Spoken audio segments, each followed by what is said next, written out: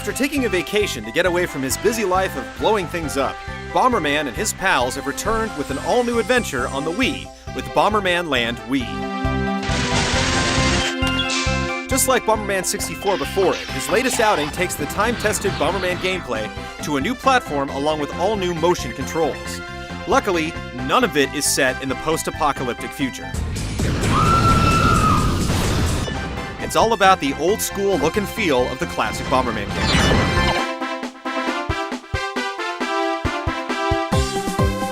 This time, Bomberman and his friends have entered into a tournament to take down the Bomberman champion, who's decided to challenge other Bombermen and women to rise through the ranks to challenge him and take his throne. To do this, you'll have to compete in a series of different minigames found at one of 5 different theme parks. Each theme park has its own unique minigames, where you can win points by successfully completing each one. The different theme parks are connected by a hub called the Ring Zone.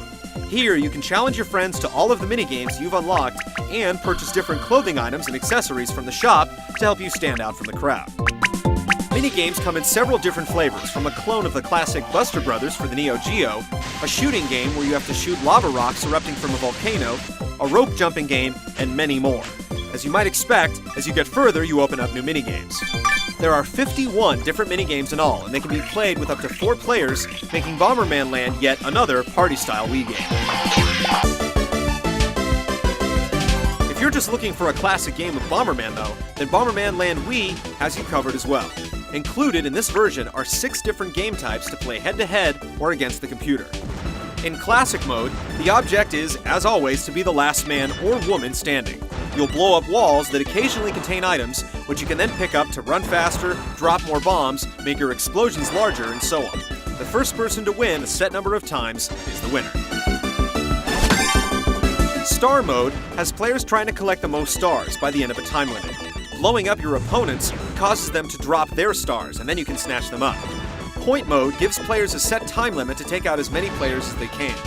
Crown mode places a single crown on one side of the level and puts everybody else on the opposite side. Whoever gets to the crown first wins.